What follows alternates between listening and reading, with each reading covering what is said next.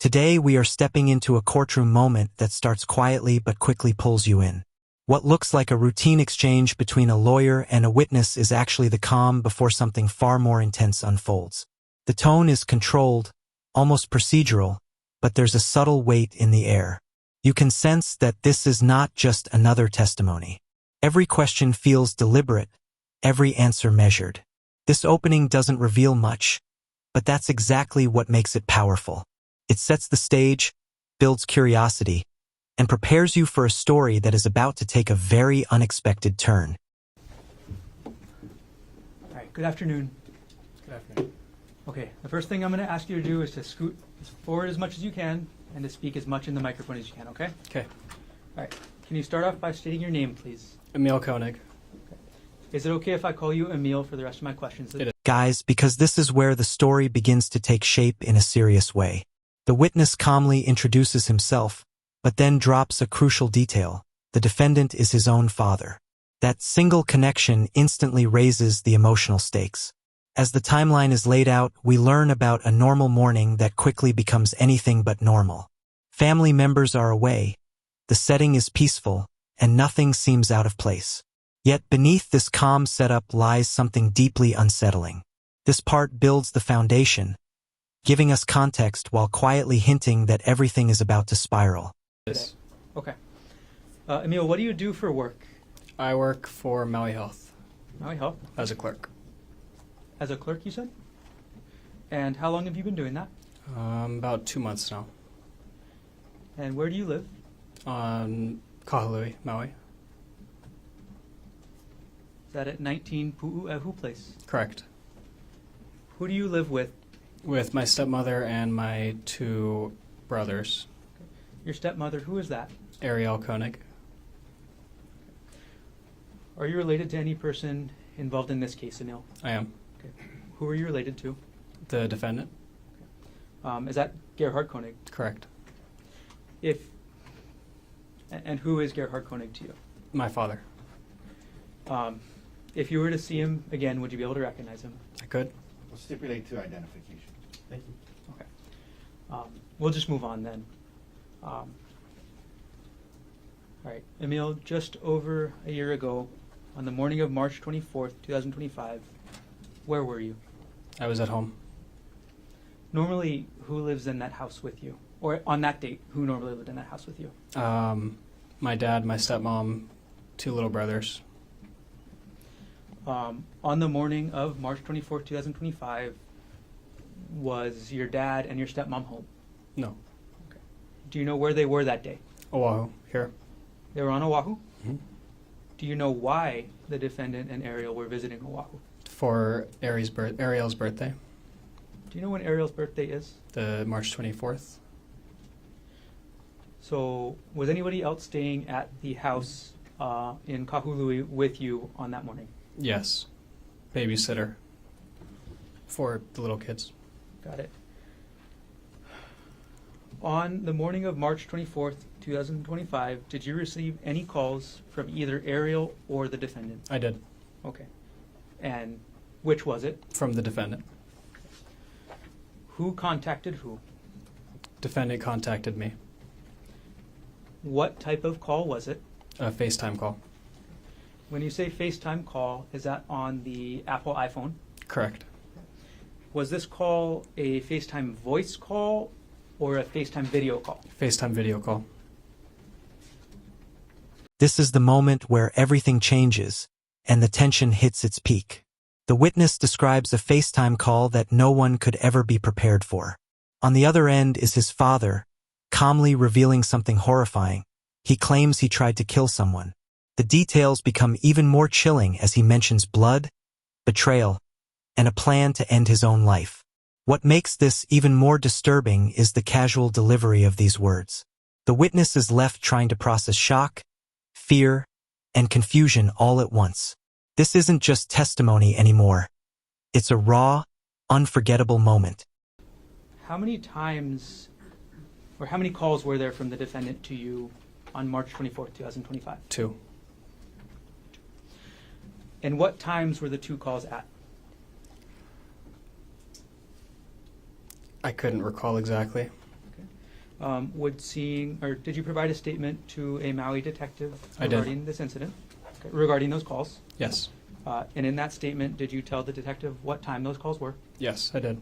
Would seeing that statement help you refresh your recollection as to when those two calls were? It would. Okay. I'll pull a page number here.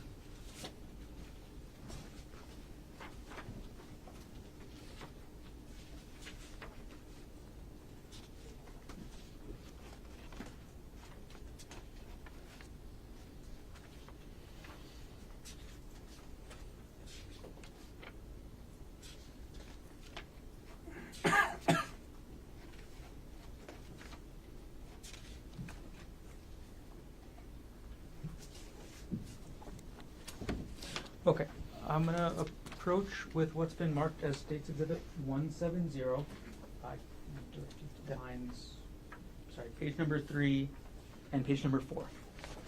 Okay, may I approach? Okay. Emil, could you quickly read pages 3 and 4 of this document? And when you're done reading, just look up, okay?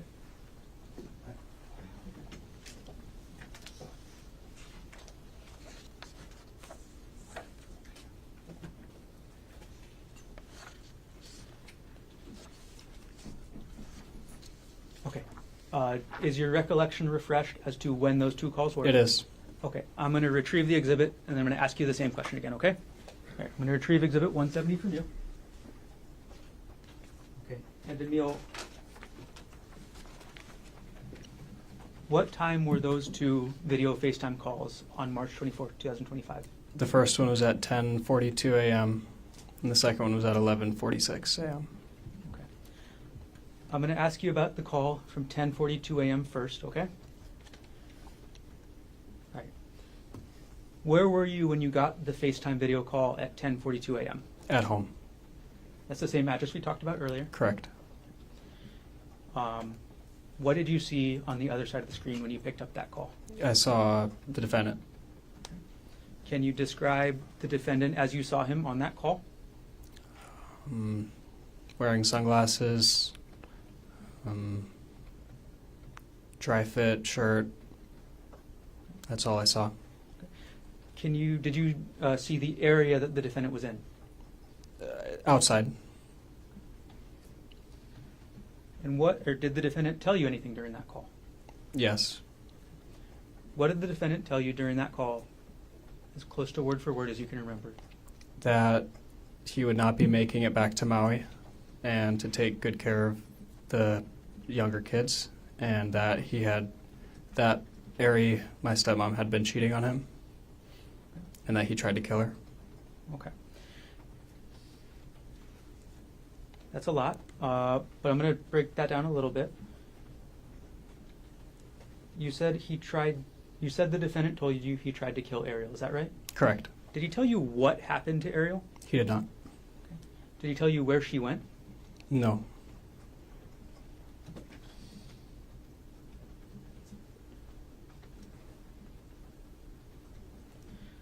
Did the defendant tell you why he tried to kill Ariel?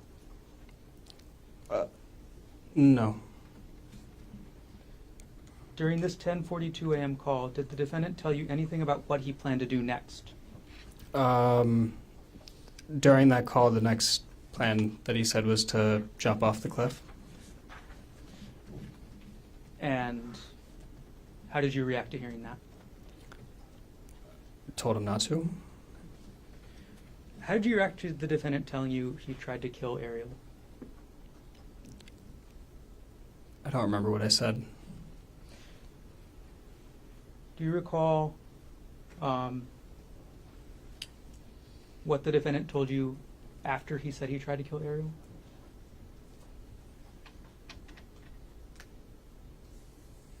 Not directly after. Okay. Did he say where Ariel went? No, just away. What did he say about Ariel and away? He said that she had gotten away, and that was all I heard about her location.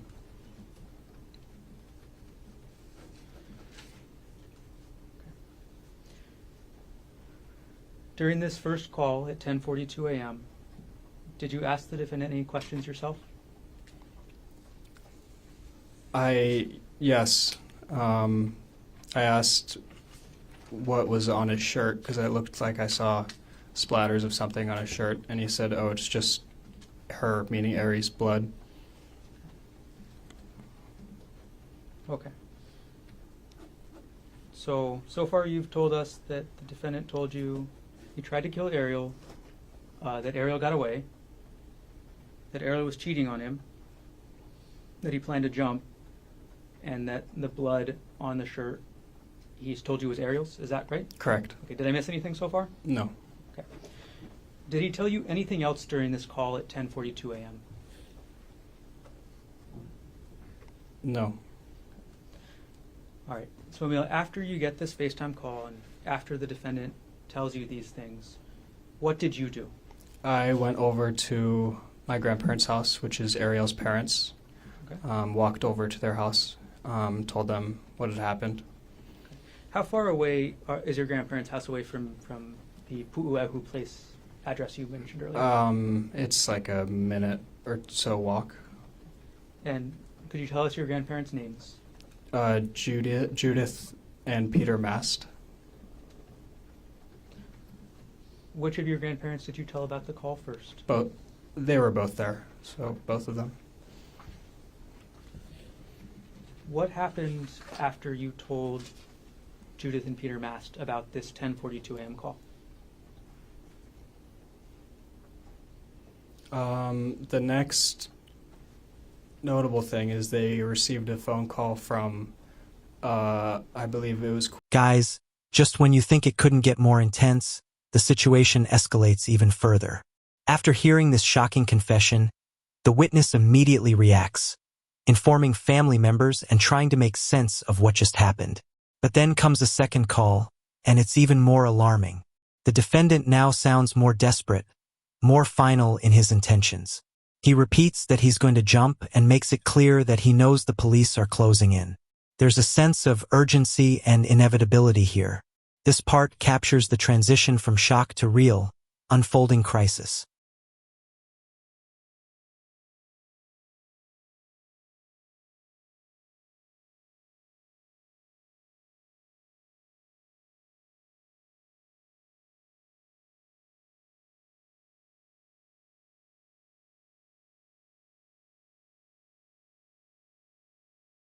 Queens Hospital, one of the hospitals here. Later on that day, did you tell anybody else what the defendant told you? My mom, Who's your mom? Jessie Patelare. Did you at some point also tell the police what happened that day? I did. All right. Do you know where your grandparents ended up going after you told them about this call? Yeah, here. They came to Oahu? Correct. Okay. All right. You said that there was a second call at 11:46. Is that right? Correct. All right. The second call, was this a FaceTime call as well? Yes. Okay. And just phone, just audio or audio and video? Audio and video. Did you pick up the call? I did. When you picked up this second call at 11:46, what did you see on the screen?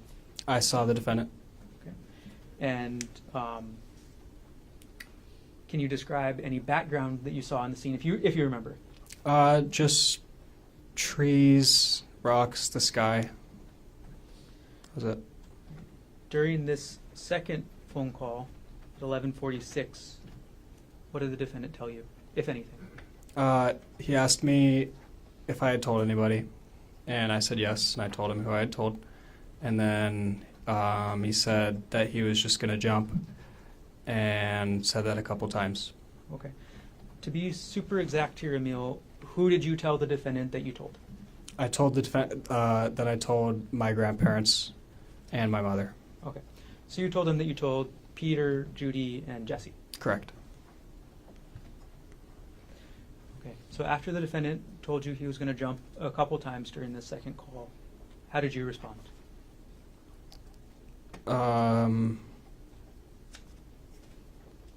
Same way as before. Said not to. I don't know. You told the defendant not to jump. Right. Okay. How How did the second call end? With him saying, with the defendant saying, I'm going to go before the police catch me. Did he tell you he was going to hang up? Do you remember that? I'm sorry. Objection leading. Sustain. Bad question, anyway. Right.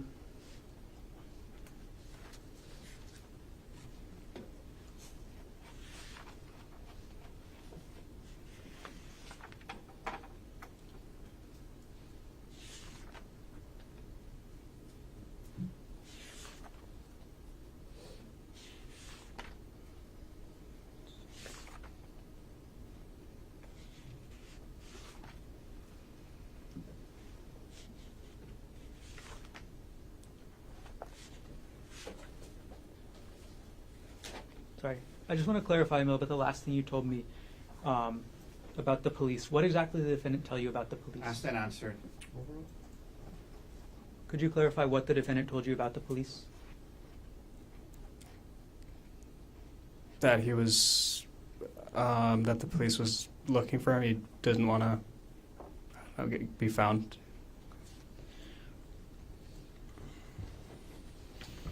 Right.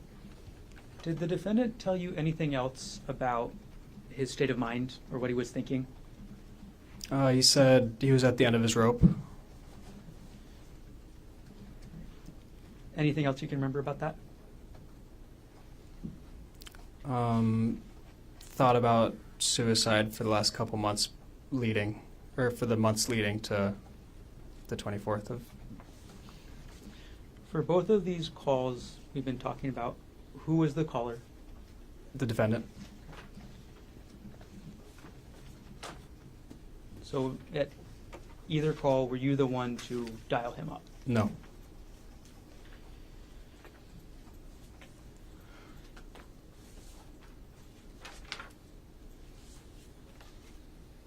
This final stretch brings everything together, but in a way that forces you to question every detail. The defense steps in, carefully examining the witness's memory, his assumptions, and the exact wording of what was said. Small inconsistencies are explored, not to dismiss the story, but to test its strength. Despite the pressure, one thing remains firm: the witness never wavers on the core claim. He is certain about what he heard. By the end, the courtroom isn't just hearing a story. It's weighing credibility, truth, and the gravity of a statement that could define everything. All right, Emil, overall, did you choose to get involved in this? I did not. During either call, did the defendant say anything about self-defense? No. Did the defendant say anything about Ariel attacking him? No. Overall, between both calls, did the defendant tell you what the reason was he tried to kill Ariel? Other than this is. Objection asked and answered. Other than the previously stated him thinking she was cheating, didn't say anything other than that. All right. And Emil, overall, how are you feeling after these events on March 24th, 2025? Objection irrelevant. Sustain. All right. Did you stay on Maui after this happened? I did not. Okay. And where did you go? I went to Pittsburgh. And why did you go to Pittsburgh? My mom lives there. So did you go to Pittsburgh to be with your mom? Correct. Okay. One moment, Emil.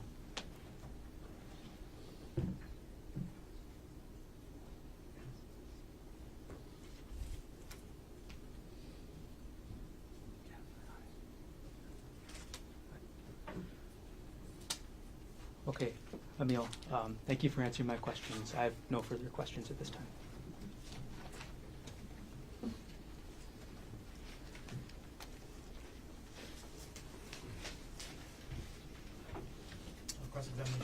Okay. 1 second.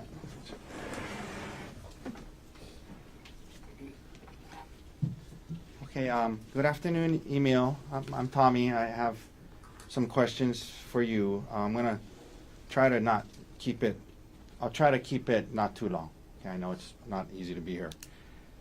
I just want to begin by asking you, little bit more about the first call on the mountain, okay? Prior, and I want to ask you about before the call.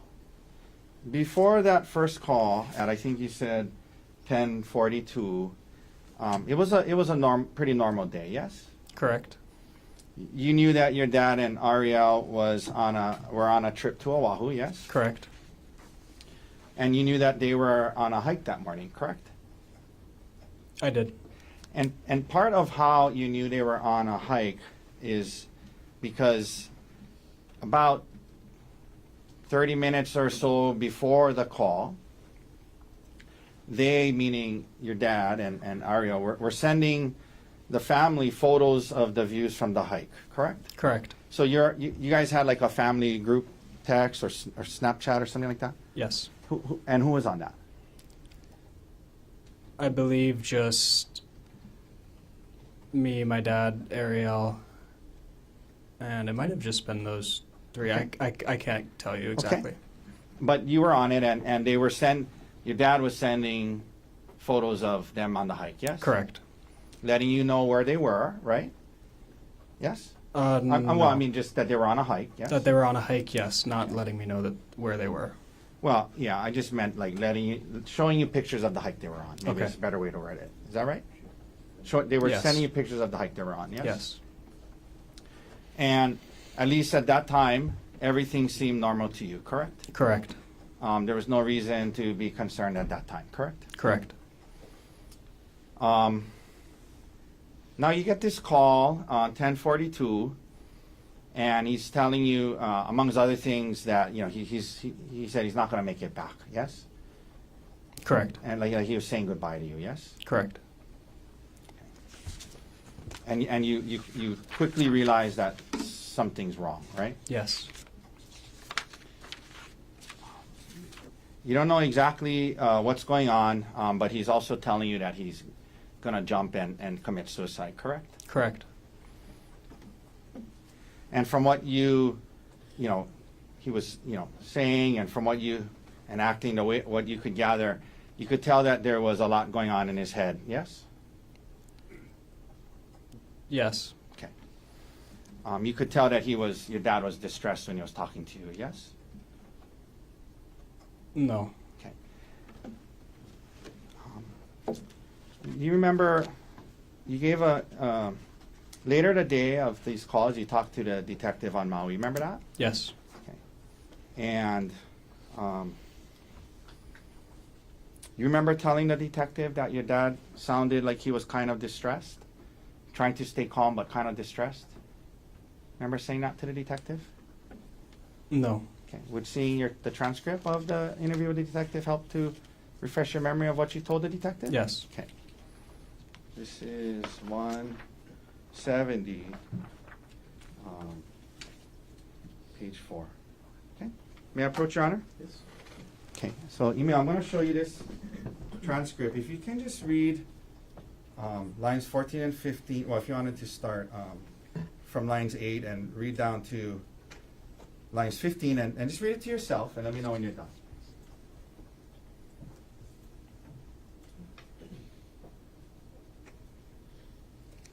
Okay. You remember saying that to the detective? Yes. Okay. But as you sit here today, you don't have a recollection of him sounding distressed, is that right? Didn't sound distressed. Okay. But you did tell the detective it sounded like he was kind of distressed, right? And then I said afterwards he sounded calm. Yeah, you said it sounded like he was kind of distressed, but trying to stay calm. And he did sound calm. That's what you said, right? Correct. Kind of distressed, but trying to stay calm, right? Is Yes. that right? Okay.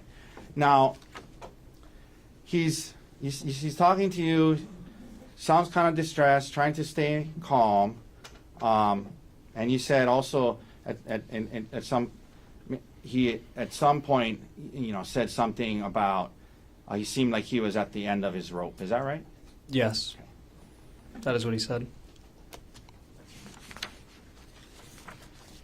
Now, the first call, Emil, when your dad is having this first call with you, from what it was on a FaceTime, right? Correct. And there was video, right?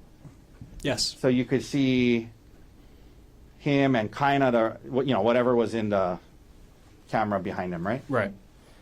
And he's having this call with you. He's right on the edge of what looked like a steep cliff, correct? Yes. And he's telling you he was going to jump, yes? Yes. And did you assume that where he was talking to you at was where the incident with him and Ariel took place? Generally? I wasn't aware. I wasn't thinking about that. Okay. But it looked like he was in a steep place that kind of was high, like he had to scale on rocks to get to it, correct? Correct. You see blood on your dad's shirt, yes? Correct. And he tells you that this was Ariel's blood, yes? Yes. And he told you that he was explaining to you about how Ariel had been cheating on him for a couple of months, yes? Yes. And he told you that the blood was from her head, correct? Correct. And half an hour earlier, everything seemed fine to you, right? Yes. Now you're hearing this. You see the blood. You see the steep cliff. He's telling you he's going to jump. You know, and I'm sure it was a pretty emotional, upsetting call. Yes. Yes. And it was also a little confusing to you. You're trying to kind of piece together and make sense of what happened. Correct. Yes. Okay. And also trying to convince him not to jump. Correct. Correct.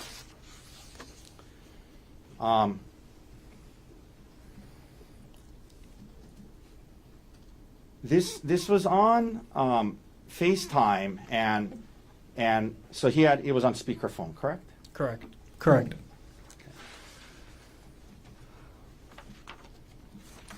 After the first call, you then go to Judy and Pete's house, yes? Yes. And that's Ariel's parents' house, yes? Yes. But you call them your grandparents, correct? Yes. You also went to Judy and Pete's house with your girlfriend, right? Yes. Is that still your girlfriend? No. Okay, your girlfriend at the time, correct? Yes. Then maybe about an hour later, your dad calls you again. Is that right? Yes.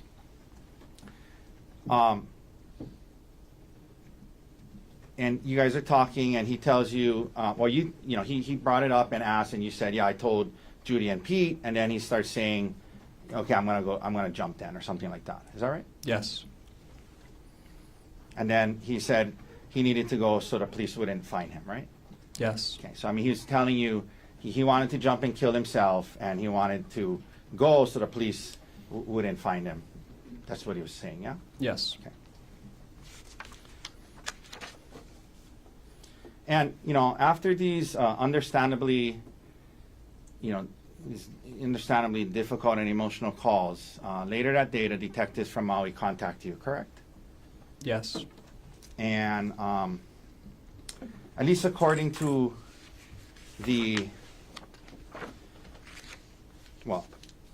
it was the interview started at 2:27 p.m., correct?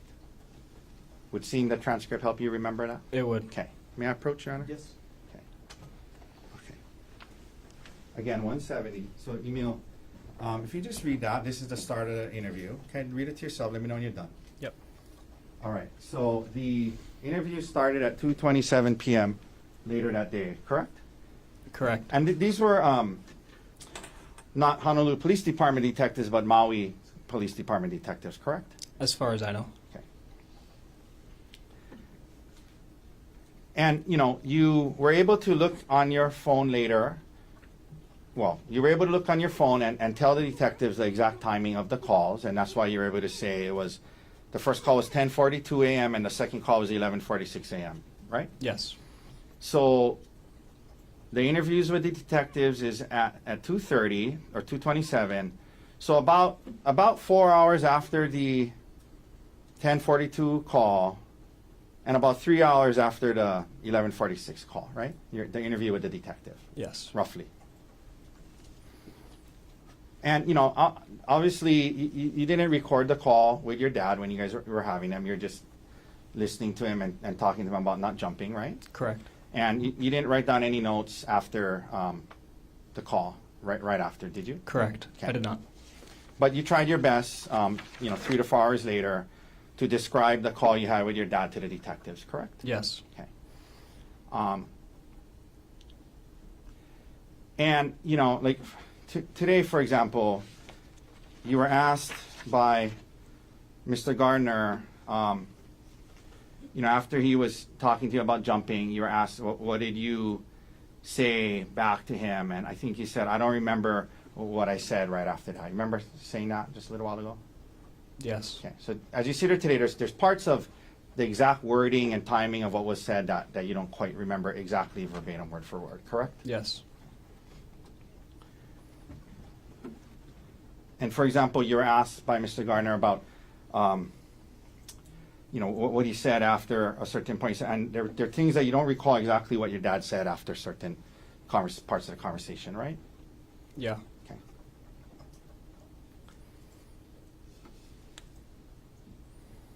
But you tried your best to explain to the detectives what you understood your dad to have been saying, correct? Yes. But to be clear, it wasn't like an exact word for word, verbatim of the entire conversation, but you did your best, correct? Yes. Okay.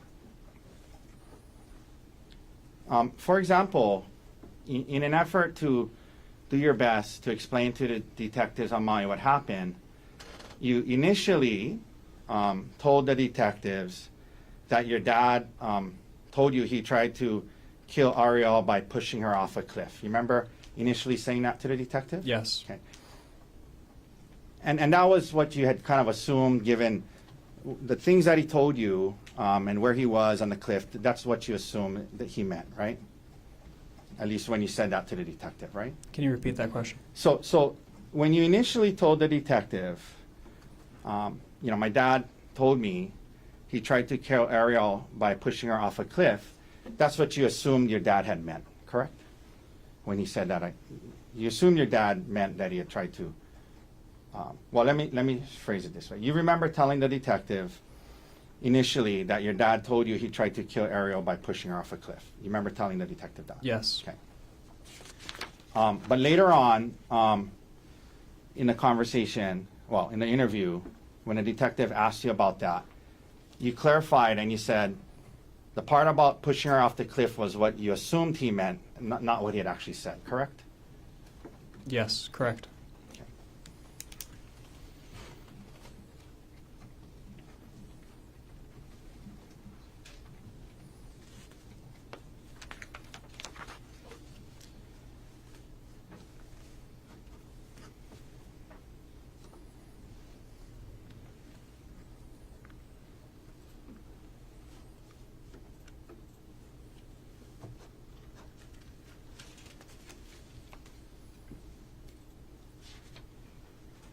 And then when the prosecutor asked you questions about it, you said at some point he said something about she got away, right? Something like that? Yes. Okay.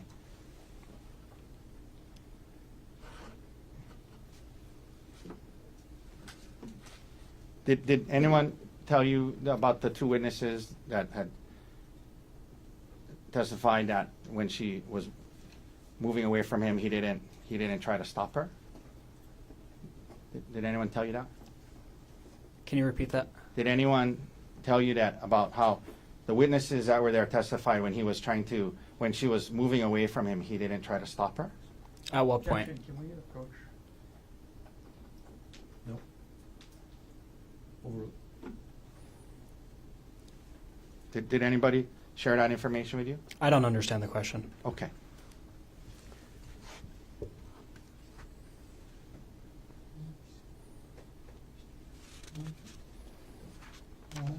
Now, let me ask you a few more questions, email, and then we'll be done, okay? You were asked by Mr. Gardner about how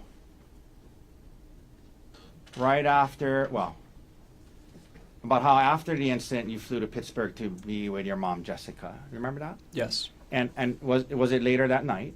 Yes. Okay. But you did return to live on Maui sometime thereafter? Yes. Maybe in a few weeks? How long were you in Pittsburgh? Couple weeks? Couple weeks. I couldn't tell you the exact date. Okay, but you know, within a month you were back on Maui. Correct. And you, at the time, you had moved to Maui with your dad and Ariel when you were in high school, yes? Yes. And that was something that you chose to do, right? Yes. Okay. You were in Pittsburgh with where your dad was and your mom Jessica was, correct? Yes. And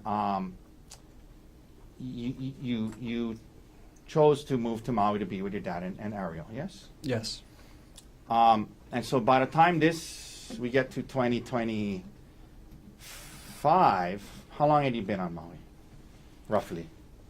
2 years at that point. Okay. You had a girlfriend at the time, yes? I did. You had made friends on Maui, yes? I did. Your two younger brothers were there, yes? Yes. You had a job on Maui in March of 2025? I did. What kind of job? I worked at Chick-fil-A Okay. at the time. Were you going to school? I was not. Okay. And you liked it on Maui, right? Yes. So your options were to stay in Pittsburgh with your mom. You could have done that, right? Yes. Jessica, right? If you could have stayed in Pittsburgh with her if you chose to, right? Correct. Or you could come back to Maui, where your friends were and your girlfriend was, but to do that you would have to live with Ariel, right? To come back to Maui, you could come back to Maui and live with Ariel, right? It was an option, yes. Yeah, it was an option. And over the last year, since this incident, you have continued to live with Ariel, correct? Yes.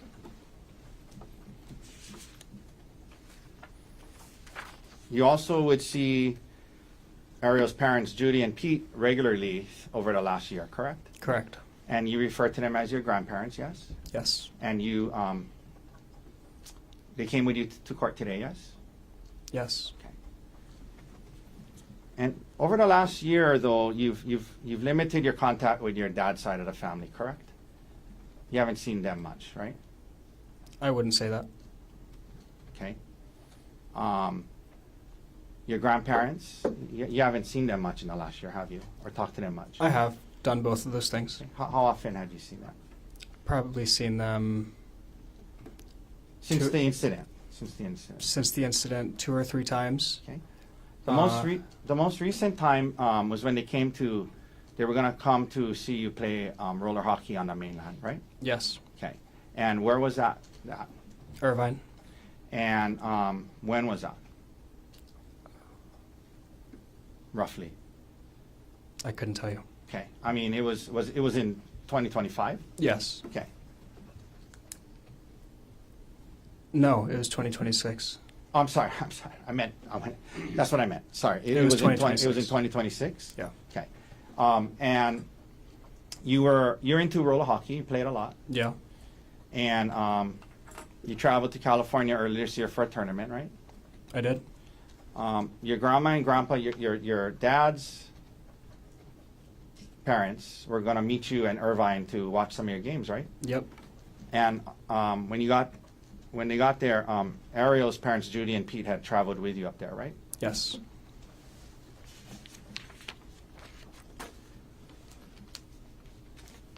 Okay.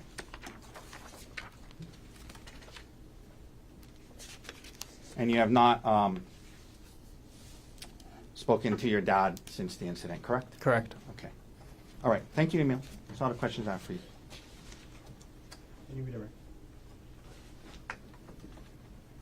Yes.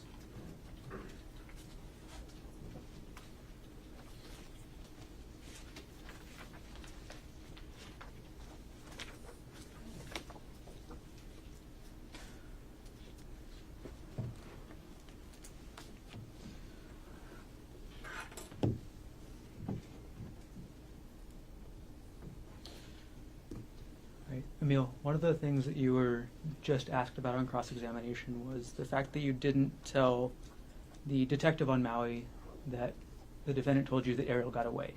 Is that right? I didn't ask that. I'm sorry? I didn't ask that. Is my memory wrong? Ask the question. See if Well, you can remember. we approach? Come on up.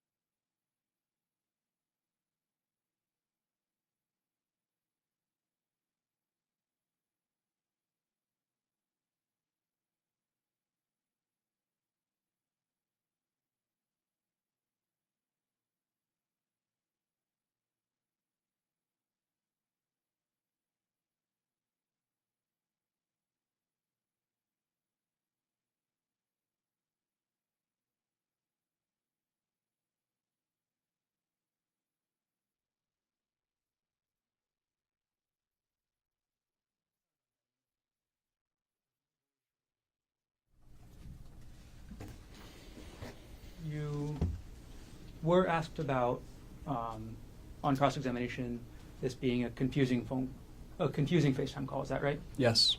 And you were, clarify more for us right here, Emil, was there any confusion about the defendant telling you he tried to kill Ariel? Can you reword that? Sure. Did you have any confusion about that statement by the defendant? Was I confused at all? Yes. I'm sorry. Let me. Is there any confusion in your mind about the defendant making that statement that he tried to kill Ariel? Now? In general. Yes. Okay, could you explain? I didn't expect it. I'm sorry. I think I'm phrasing my questions poorly, Emil. Is there any doubt in your mind about the defendant telling you he tried to kill Ariel? No. Thank you. No further questions.